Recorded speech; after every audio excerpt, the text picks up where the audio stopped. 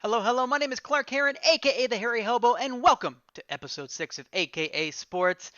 We first want to apologize. It took us just an extra day to get this posted out there. I had to deal with some family matters over the weekend, whereas Fletcher's currently on vacation, so I will be solo manning a little bit smaller episode here today, but I'm just as excited for it. This week we'll be talking about mainly college football. Week one is actually coming up this week. We have a lot of games starting on Thursday, then Friday, and then some of the really big ones. A lot of the notable uh, ranked matchups on Saturday.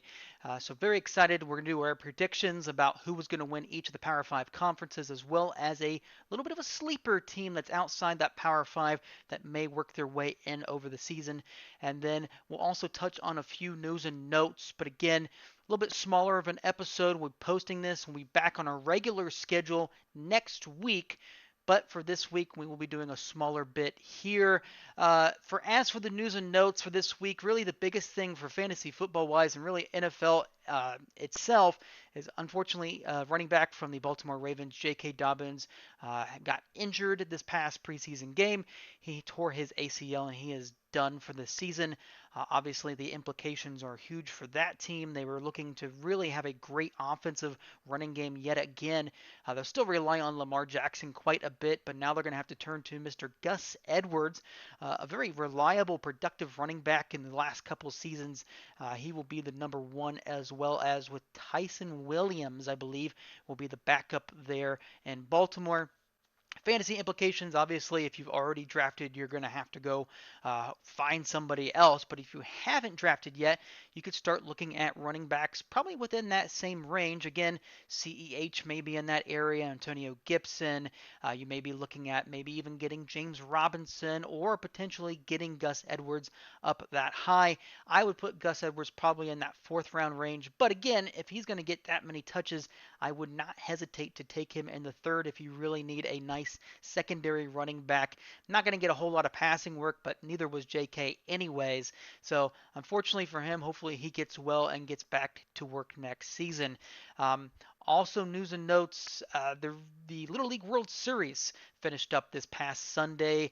Michigan beat Ohio 5-2. That game, it was pretty close early on. It was a lot of contact, but not a whole lot of runs being put on the board. And then unfortunately, Ohio just simply just stopped swinging the bat. But nonetheless, congratulations to Michigan. Congratulations really to both teams. An absolutely amazing season and an amazing tournament. Always fun to watch the little leaguers play baseball. It's just an absolute joy. I definitely want to get there one day. But again, congratulations to Michigan for winning the Little League Championship. Um, that's kind of really it for news and notes. We may touch on that Logan Paul fight next week when Fletch gets back. I know he wanted to talk about that as well. But for now, let's go ahead and kick it over to our college football predictions. And oh, what a wonderful time of the year it is that we finally get to talk about college football. It's where all these amateur athletes go out there and just, well, they play, and some games are just it's crazy. It's really absolutely crazy. I will say before we get started, it is absolutely awesome to see Lee Corso back on the set of college game day. I'm glad that he is doing well. Hopefully he can stay healthy and continue to stay on the set there in college game day. As for predictions, it's hard not to go chalk yet again this season. Again, your powerhouses of Ohio State, Alabama, you can even throw Georgia, Clemson in there as well. They always continue to recruit very, very, very well, and they just simply reload. So it's kind of hard not to pick against them. But we have to keep in mind, Alabama did lose Mac Jones, Devontae Smith, Jalen Waddle, and Najee Harris from that team. Yes, they'll have a nice Bryce Young leading the way, but they're going to be without some of those key contributors from last year's team, but I fully suspect that they will continue forward as always. When it comes to Ohio State, we're looking at a team that, again, their schedule really isn't that intimidating. Wisconsin might give them the biggest push there in the Big Ten, and you just never know if that Iowa, Purdue, Northwestern kind of game might sneak up on these. Very talented but very young Buckeyes. CJ Stroud is going to be the lead at quarterback there with a talented group of, probably the most talented group of receivers in Chris Olave and Garrett Wilson. They will definitely push themselves to potentially get back into the playoff race. The interesting part will be exactly what happens in the SEC. Obviously, Georgia, Alabama. Obviously, we'll see what happens with Clemson without Trevor Lawrence for the first time. DJ Ugalele, I believe is his name. He is the quarterback there without Travis Etienne. They're still fully loaded. I fully expect them to continue to play very, very well. And then, of course, the outlier Notre Dame. We just don't know what's going to happen there. But I'm very, very excited to see what happens. We have some really, really big games coming up in this first week. If you go all the way back, let's say really Saturday is really when the first big games start. You have a ranked matchup, 19 Penn State at Wisconsin at 12. Again, I really think Wisconsin's probably going to win this game. However, this could be a lot closer than expected, but I got Wisconsin winning that one. Another big game, number 1 Alabama against number 14 Miami. A lot of people online typically pushing for Miami, maybe pulling off the upset here. Obviously, again, Alabama without some of their starters from last year and key contributors on that offense. But Alabama is really, really good. I fully expect them to cover. I think it's a 19-point spread or 18.5-point spread at this point. I've got Alabama winning that one pretty easily. Uh, Moving on, another ranked matchup, number 17 Indiana at number 18 Iowa at Kinnick Stadium. A very tough place to play. Indiana is a very good offensive team, but Iowa is very ground and pound. Get the offense going and just continue to just play very solid defense. This one might be a little bit closer, but I think Iowa's going to pull out just at the very end, maybe a 23-20 type game. I have no problems with that. Texas at home against Louisiana Monroe, both ranked, which is interestingly because Louisiana Monroe is ranked probably for the first time in a while, but both teams very, very good. Texas obviously trying to hope for a somewhat bounce back year. I've got Texas winning this one, but don't be surprised Louisiana Monroe makes this a lot closer than it really needs to be. And then really the biggest game of them all this weekend, number 3 Clemson against number 5 Georgia. This one is a table setter.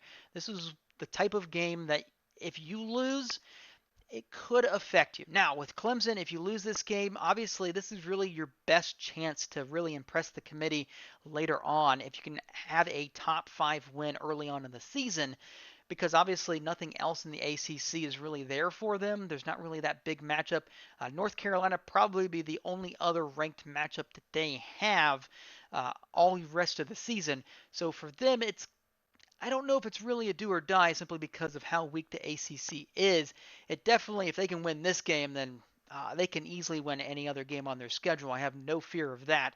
As for Georgia, they're going to have ranked games the rest of this season. So this one, if you happen to lose close, it's probably not going to hurt you in the eyes of the committee come week 9 when they first put their rankings out. But it would be nice to go on the road. I think it's actually in a neutral site stadium. Yeah, it's over in no, it's not a neutral site. It's at Clemson. So it'd be nice to get a nice road win very early on, top 3 win. Uh, Add that to your resume. Obviously, we don't exactly know. We suspect that Alabama is going to be great this season. So it's going to be probably between them and Alabama to win the SEC and potentially get that one of those spots in the playoffs. But it's going to be one of those type of years where, you know, this is this is almost a must win for Georgia. Get this game won, handle your business, and then when you play the big boys, let's see what happens. But you definitely have to win this one. There another notable game. It's actually going to be on Friday night, number 10 North Carolina at Plattsburgh against Virginia Tech. This is the type of game where a lot of people are pushing for North Carolina, maybe even Clemson being in that ACC championship game. That's kind of where those two teams are, but it's not always easy to go into Blacksburg and play Virginia Tech at home. That defense and those special teams are just absolutely legit. They may squeak this one out, but this is going to be a lot closer than what you really think. I like North Carolina to win that one, but again, it's going to be one of those games that, man, if you don't win this opener, that season could really be out the door very quickly, even though they could come back if they can beat Clemson, would be the big thing. But as for now, watch out. It's a very, very interesting game to have there. So let's go ahead and get started into our predictions. And the very first one we're going to be talking about in the Big Ten. Obviously, on the left, you can see that we have my predictions, and on the right, I've got a little bit of clearance from Fletch to tell everybody about his predictions. In the Big Ten, I've got Ohio State. I think it's pretty chalk, but when you look at their schedule overall, there's no one there to really challenge them. I've looked at it a couple times now, and as of this moment, there's no one ranked besides Penn State and Indiana. Well, Indiana, Penn State. They don't play Wisconsin. They don't play Iowa. And then they have Oregon. Oregon's really the only other big game on the schedule, second week, but it's at home. So it's going to be a very interesting game there. Obviously, if Ohio State gets that one, I think the rest of the schedule is pretty easy for them to get into the Big Ten championship game and potentially face Wisconsin or an Iowa on the other bracket. So I like Ohio State. As for Fletch, he likes Ohio State as well. So we agree on that for the Big Ten. Moving on to the SEC, as I've stated a couple different times, uh, I like Alabama here. I really like the fact that Alabama is just going to continue to reload. I know they're losing some key players on the offensive side of the ball, but they're still really, really good. And as long as Nick Saban's there, I've got no problems going with Alabama. And Fletch also agrees. So we both have chalk thus far. Moving on to the Big 12, we have Oklahoma for me, and, well, for Fletch as well. We both went for the Sooners. Spencer Rattler and company, they have been put on notice when it comes to a lot of the analysts pushing for them to be the national champion. I don't know if they can go that far, but they're definitely going to be the class of the Big 12 and could potentially push one of these other teams for a playoff spot as well as a spot in the national championship game. Very high powered offense. Their defense has continued to progress to get a little bit better year in, year out. Alex Greenwich is getting better and better. It's not quite to the level of what we see in the SEC quite yet, which is good for them. They're not going to join into 2025. But that being said, again, I think that offense is going to score quite a bit. It just continues to be a theme there when you have Baker Mayfield in years past, Kyler Murray, Jalen Hurts. Uh, he just continues on. Spencer Rattler, he didn't look. I mean, he looked impressive at times last year, but I think this year he makes that leap. Could be the Heisman favorite at this point. But we both like Oklahoma. And before we go any further, let's talk about our sponsor, Legit Framing. Yes, you have sports memorabilia. You want it framed. You want your man and/or woman cave to look great. Legit Framing is your place. This is a great time to get it to get your memorabilia framed. And a 24 by 36 inch wood frame or a 30 by 36 inch frame, two player photos, two team logos, a nice styrene front, double matted, pinned with all non-acid or all acid-free material, so you don't have to worry about being damaged over time, and your man and or woman cave is going to look fantastic. Again, if you want a free quote, just reach out to facebook.com/legitframing or send us an email to legitframing@hotmail.com. Again, that's facebook.com/legitframing or legitframing@hotmail.com. Legit Framing, let us create your next conversation piece. So now we're going to move on. We've talked about the Big Ten, we've talked about the SEC, and we've talked about the Big 12. Let's move into maybe our first discussion here between the ACC. For me, I've got Clemson. I think they're going to continue forward. They're going to reload. I know they're losing ETN. I know they lost Trevor Lawrence. But their young player, their young quarterback, DJ, he was the one that helped orchestrate the win. Or orchestrate a very close game against Notre Dame. They played very, very well last year without Trevor Lawrence. As long as they can stay healthy and COVID free, I fully expect Clemson to reload and win the ACC fairly easily at this point. And they have honestly a decent chance of beating Georgia in the very opener of the season as well. If they do that, watch out. I think they're going to be in the playoff somewhere along the line. As for Fletch, this is where we differ. He's picked North Carolina, so he has predicted North Carolina to win the ACC, and it's kind of really between these two teams. I think it's probably the best year for North Carolina to have a chance to beat Clemson this year. So I like the pick. We'll see what happens. Again, North Carolina starting their season off against Virginia Tech. That's not the easiest place to play. As you know, Coach Mack, he is doing everything he can to try and recruit as best he can and try and compete with Dabo Swinney. I really like the pick, but I think it's really a coin flip between the two, or between the two teams. Overall, I don't know. See if I can look up their schedule here real quick. They don't play each other until the championship game. Obviously, North Carolina still has to go on the road at Notre Dame, uh, and that's really the only except for Miami. We'll see where Miami is at that time of the season, but at Notre Dame, that could be a very, very big game for them. If they can get past that, then they've got Wake, Pitt, Wofford, and North Carolina State defend the or end the season. If they can get past Notre Dame, I really like their chances to potentially play, or definitely play in the ACC championship game, but also heavily compete with Clemson as well. Fletch, I like it. Let's move on to the Pac-12. The Pac-12, Fletch, has SC. Again, a very talented team heading into this season. I'm going to pull up their schedule here real quick if I can find their team. But I like him. I really like this pick. They're one of the favorites among many analysts to win the Pac-12. They have really ranked game against Utah is really the biggest one. Um, they also play Notre Dame.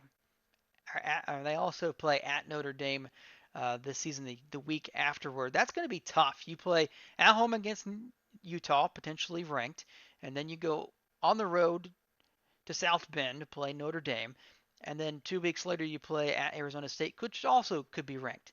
So this team got a lot in front of them, but there's 3 or 4 weeks in there that, man, they could stumble, but they open their season against San Jose State. No problems there. As for my Pac-12 champion, I like Utah. And what I love about Utah is the fact that they play great defense. I like the fact that they just do very, very good. And what I'm counting on, really at this point, I'm counting on the Pac-12 to have the typical week or couple weeks late in the season where some of these high powered offenses that we see early on, like an Oregon or Washington or maybe even a UCLA, just kind of forget how to play offense and the defenses reign supreme and they just lose a game that they should have won. And for Utah, they have to go on the road against USC. They go then at home against Arizona State, and then that big game at home, important, at home against Oregon, which for many analysts is one of the favorites to win the Pac-12. If they can get by those 3 games, they will win the Pac-12 and they will have a really, really good chance of potentially finding their way into the playoffs. Uh, Obviously, the Pac-12 for the most recent years hasn't made the playoffs. They've had a lot of teams end up with 3 or 4 losses. It's very difficult for them to try and get past some of the powerhouses of the other conferences. But I kind of like Utah as kind of a little bit of a dark horse, maybe a bold prediction. But I like the fact that neither of us took Oregon, and that might just simply be because Oregon has to go to Ohio State the second week of the season in Columbus. Should be a great game to watch, and I'm not sure if they can get past the Buckeyes, but we will see what happens. Now, I did ask Fletch, tell me a team, non-Power 5 team, that has the best chance of being a New Year's Day bowl game participant or potentially find their way in the Final Four. And the team that he told me was the exact same team that I picked, which was the Cincinnati Bearcats. Luke Fickell and company is just an absolutely phenomenal defense led by Ahmed Gardner Jr., preseason All American first team. This defense plays great. Now, if their offense can catch up just a little bit to that defense, watch out because I really think that they could win the AC or the AAC and potentially be that group of 5 team that could vie for not only a New Year's Bowl game, but as well as as a spot in the playoffs. But here you have it. These are our predictions for this upcoming season. Again, we definitely apologize that we didn't quite get this episode put on time. This will come out tomorrow morning, on Tuesday morning. I'll be putting it on YouTube for everybody to watch as soon as I can. As for Fletch, my name is Clark Heron, aka the Hairy Hobo, and I'm out.